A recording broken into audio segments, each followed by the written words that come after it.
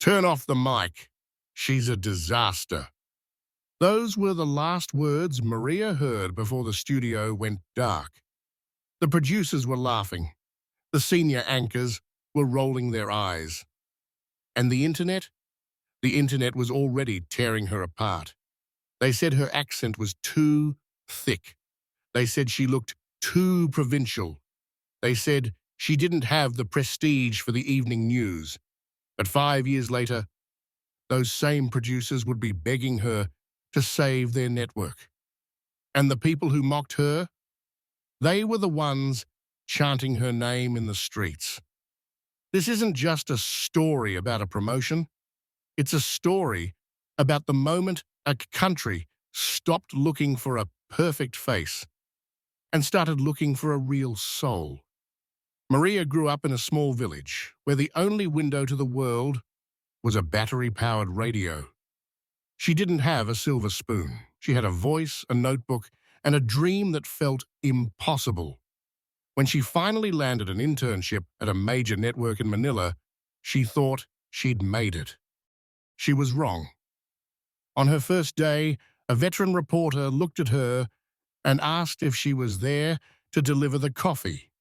When she told him she was the new junior writer, he laughed. He told her her Tagalog sounded too rural for TV. The disrespect wasn't subtle, it was constant.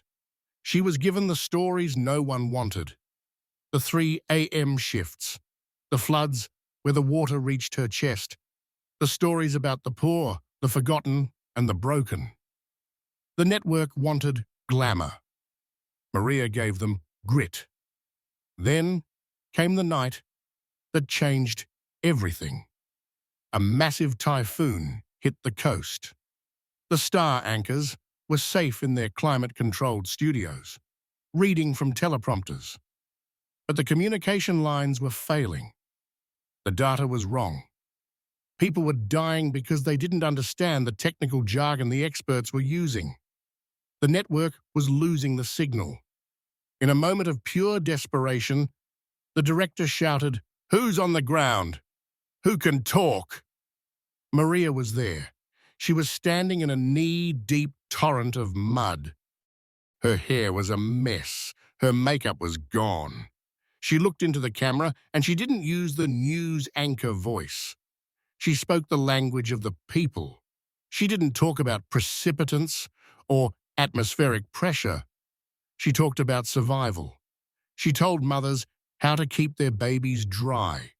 She told farmers which roads were actually gone. She was raw. She was shaking. And for the first time in broadcasting history, the ratings didn't just go up, they exploded. But the elites at the station were furious. The next morning, the board of directors met. They called her unprofessional. They said she made the network look cheap. They wanted her gone. They thought they could just replace her with another polished face. But then, something happened that they didn't see coming. The phone lines at the station started ringing, and they didn't stop.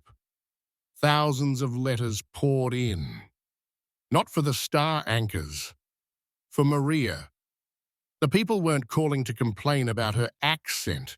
They were calling to say she was the only one they trusted. They called her the voice of the storm. The network realized they didn't have a provincial girl on their hands. They had the most powerful asset in media: trust. The reversal was legendary. The senior anchor, who told her to deliver the coffee, he was moved to the morning slot. Maria, she was given the primetime chair, but she made one condition. She wouldn't change. No fake accents. No hiding her roots. She would bring the stories of the provinces to the big city. She became the first anchor to report from the streets while wearing a designer suit, refusing to forget where the mud felt like on her skin.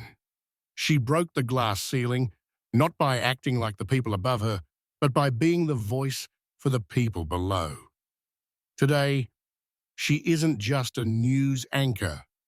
She's an icon. When people see her on the screen, they don't see a performer. They see themselves. They laughed at her because she was different. They love her because she stayed that way. But Maria wasn't the only one they tried to silence. There was a young boy in a remote village who found a way to broadcast the news using nothing but a broken cell phone and a homemade antenna. What he uncovered about a local official shocked the entire nation. You need to see what happened when the authorities tried to shut him down. Click here to watch that story.